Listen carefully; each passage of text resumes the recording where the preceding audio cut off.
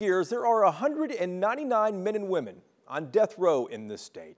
Melissa Lucio is one. A court stopped her execution last week, just 72 hours before it was supposed to happen. Lucio's case is also giving pause to Republicans and Democrats in the state legislature. Should Texas put a moratorium on executions in this state until courts can check and recheck every single case? That is one of our questions for State Rep Jeff Leach, a Republican from Collin County and chairman of the Texas House Committee on Criminal Justice Reform. He also led the fight to stop Lucio's execution. Chairman Leach, welcome back to the program. Melissa Lucio's case now goes back to the trial court there in Cameron County down in Brownsville-Harlingen area to examine this new evidence. Do you expect that she is going to get a new trial now? Well, I do. That's certainly what we're pushing for, what her legal team is pushing for, and what she's hoping for. Jason, this is what we've been working for all along, is to push a pause on her execution, which I'm very grateful the Court of Appeals saw what we saw and did the right thing. And now the hope is that she gets a new day in court, a fair trial in front of a jury of her peers where all of the evidence can come in and all of the problems that were in the first trial are solved. And I'm very hopeful that that will happen.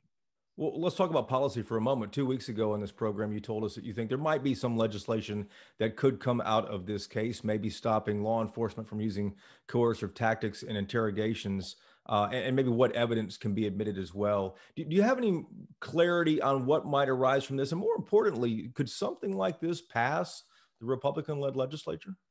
Well, I believe very strongly that it can and that it will.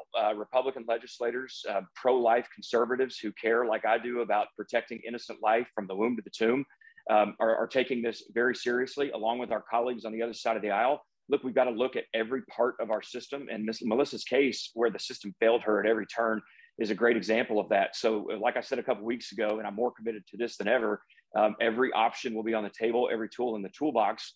And we'll have hearings over the next several months in advance of next session, and we'll ask the tough questions. We'll invite law enforcement and prosecutors and defense counsel and other legislators and experts in to help us, to lock arms with us in pursuing the right reforms to make sure that this doesn't happen again.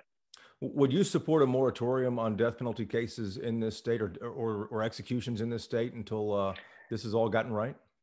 Look, right now, going through what I just went through and seeing what I just saw, I would. I am, again, a supporter of the death penalty in the most heinous cases, but that is contingent upon the system working, the system being trustworthy and fair and reliable, us ensuring beyond a shadow of a doubt the guilt of the inmate. And right now, I am unsure of that. My trust in the system is shaky, and so I would support that right now. I think there's a number of my conservative death penalty supporter colleagues who would support that as well. We push the pause button in Melissa's case, but it's important going forward that we get this right for all other cases, and I'm confident here in Texas that we will. You broke the news to Melissa Lucio that the stay had been issued by the Court of Criminal Appeals. You've spoken to her a lot. You've been to see her in Gatesville with your colleagues from the legislature. Jeff, how has this case changed you? As for me personally, look, this has rocked me in a way I didn't expect that it would.